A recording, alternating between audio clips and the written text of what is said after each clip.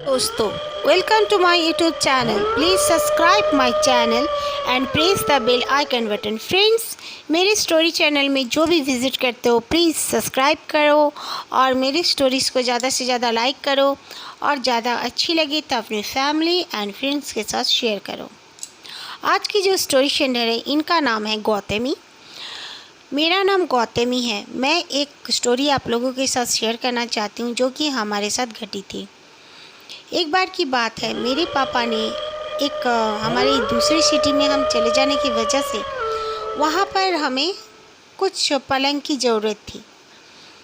मैं और मेरी छोटी बहन एक रूम में सोएंगे, इसीलिए पापा ने एक पलंग ख़रीद के पापा लेकर आए। वो सेकंड हैंड शॉप में सेकंड हैंड सामान मिलते हैं जो, उस शॉप से पापा ख़रीद के लेकर आए।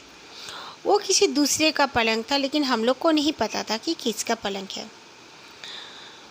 तो वो पलंग लाकर पापा ने सेट कर दिया, उसमें गद्दा बिछा दिया मम्मी ने, और हम दोनों बहन रात को सो गए।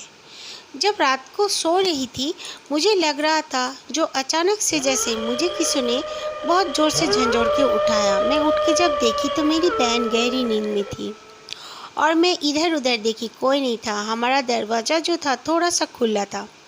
मैं सोची कि मम्मी तो नहीं आई। मैंने दरवाज़े को पूरा खोल के जब देखा तो कोई नहीं था। मैं आकर फिर से सो गई दरवाज़े को बंद करके। कुछ 10 मिनट गया होगा, फिर से हमारा डोर अपने आप ओपन हुआ। कोई जैसे अंदर आया, लेकिन कौन अंदर आया मुझे कुछ पता नहीं चला। मैं दीवार की तरफ मुँह करके सो रही थी। फिर लगा मेरे शरीर में लगकर कोई सो रहा है और उसका शरीर काफ़ी गर्म लग रहा था। मैं जब मुड़कर देखी तो देखती हूँ एक लड़की जिसके बाल एकदम बिखरे हुए हैं। वो सफ़ेद एक गाउन में है और उसकी आंखें अंधेरे में भी चमक रही है।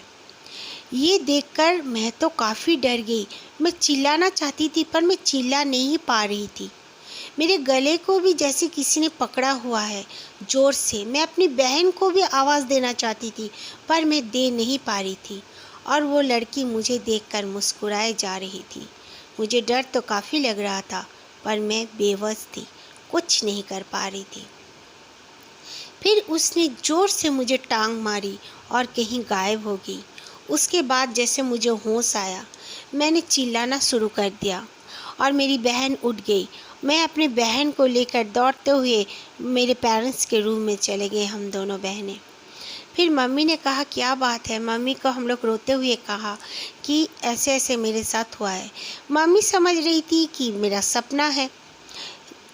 फिर दूसरे दिन मम्मी बोल रही थी कि रात के समय में फिर हम लोग को उसी रूम में सोना था। मैंने इनकार कर दिया। मैंने कहा नहीं, मैं नहीं सोऊंगी। हम दोनों बहनें मम्मी के रूम में ही, मम्मी पापा जहाँ सोते हैं वहीं पर जाकर गद्दा नीचे बिछाकर सो गए। बिल्कुल मुझे अच्छी नींद आई, कुछ प्रॉब्लम नहीं हुआ। लेकिन लग रहा था हमारा रूम जो और पेरेंट्स का रूम बिल्कुल एक ही दीवार था। लग रहा था जैसे हमारे रूम में कोई बेड में ज़ोर ज़ोर से कूद रहा हो। बेड का आवाज़ आ रहा था क्योंकि वो खाली था, उसमें कोई गद्दा हम लोगों ने बिछा कर नहीं रखा था। फिर सुबह हम दोनों बहनें स्कूल चली गईं। हम लोग करीब करीब 8 बजे स्कूल जाती थी और घर 5 बजे आया करती थी। और मेरे डैड भी जो थे वो भी सुबह चले जाते ऑफिस और शाम को 8 बजे आया करते थे। मम्मी बिल्कुल अकेले रहा करती थी। मम्मी ने क्या किया, घर का जो भी काम करने के लिए मम्मी अपना स्टार्ट कर दी। फिर दोपहर का समय में मम्मी हमारे रूम में आई। आकर मम्मी ने सोचा कि इनका जो रूम में कुछ कुछ सेटिंग में वगैरह कर देती हूँ, ये सोचकर मम्मी आई थी। अलमारी वगैरह हमारे कुछ कपड़े फोल्ड वोल्ड करके रख देगी। तो अचानक मम्मी जब हमारे कमरे में एंटर हुई, रूम ऐसे अंधेरा ही लगता था, ज़्यादा रोशनीदार रूम नहीं थे और एसी भी लगी हुई थी हमारे कमरे में। तो मम्मी ने देखा जैसे कोई लेटा हुआ है उस बेड में। मम्मी ज़ोर से चीखी और चीखते हुए बाहर निकल गई। पड़ोस में एक आंटी रहती थी, उस आंटी के पास चली गई थी। आंटी से इतनी दोस्ती तो तब तक हुई नहीं थी। उस आंटी को मम्मी ने कहा आंटी आई तो देखा कुछ भी नहीं है। तो आंटी ने कहा मम्मी को कि आपका भ्रम होगा। मम्मी ने कहा नहीं, मेरी बेटियां भी डर चुकी हैं यहाँ से, बड़ी बेटी डर चुकी है, मुझे लगता है कुछ ना कुछ यहाँ पर है। बहुत डर रही थी मम्मी भी। तो वो आंटी ने कहा ठीक है रुको, लेकिन इस घर में तो मैंने कभी कुछ ऐसा सुना नहीं, देखा नहीं। वो आंटी ने मम्मी से शेयर किया, ये घर तो काफ़ी अच्छा है, आप लोग आने से पहले करीब करीब 1 महीना ही पहले कुछ फैमिली यहाँ पर रहने आए थे, 2 फैमिलीज यहाँ पे रहते थे, यानी कि वो लोग रिलेटिव्स थे। और फिर वो लोग तो कुछ कभी नहीं बोले और आराम से वो लोग चले भी गए।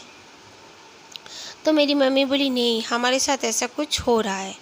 तो वो आंटी बोले ठीक है कोई बात नहीं, यहाँ पर सामने मैं एक मौलवी जी को पहचानती हूँ, हम लोग उनसे बात करते हैं।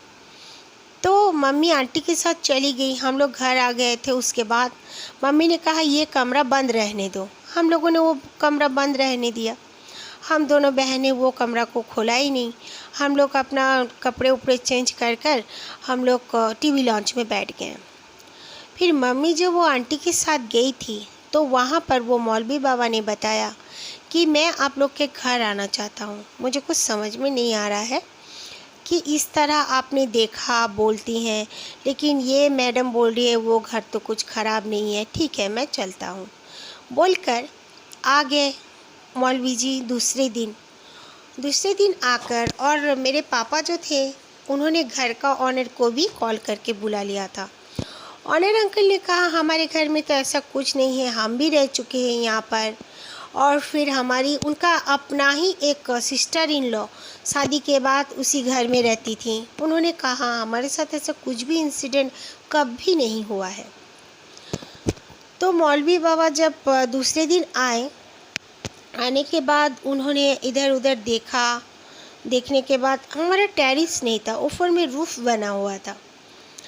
आकर उन्होंने बेड को, जब जिस रूम में हमारा वो बेड रखी हुई थी उस कमरे में वो एंटर करते समय अपना पैर को आगे करके भी पीछे कर लिया। फिर कहा ये रूम तुम्हारा बहुत गड़बड़ है। फिर कुछ पानी छिड़कने लगे।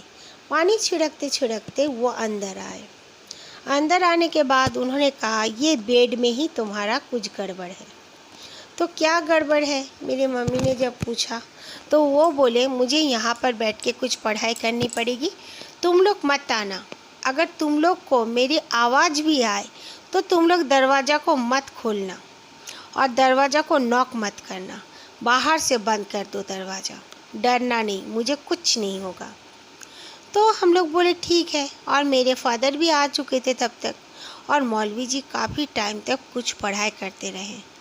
हम लोग को अंदर से आवाज़ें आ रही थी, जैसे वो बेड में कोई जंप कर रहा है, जैसे रात को ऐसे आवाज़ें आती थी वो बेड का। और फिर कोई बहुत ज़ोर ज़ोर से कोई लड़की जैसी चीख रही है, इस तरह के हमें काफ़ी आवाज़ें आई। लेकिन हमें मना करने पर हम लोग वहाँ पर दरवाजे के सामने भी नहीं जा सकते थे। उसके बाद मौलवी जी ने दरवाजे को नॉक किया और हमें बुलाया। वो बुलाने पर मम्मी और पापा जाकर दरवाजे को खोल दिया। मौलवी जी ने कहा दरवाजे को बंद कर दो, तुरंत बंद भी कर दिया। फिर वो आकर सोफे पर बैठे और कहने लगे तुम्हारे घर में कुछ नहीं है, इस बेड में है। इस बेड में एक लड़की, जो कि उसके लिए ये बेड खरीदा गया था, और फिर उसकी मौत इसी में हुई है। कुछ चोर डाकू वगैरह उनके घर में लूट के कारण आए थे।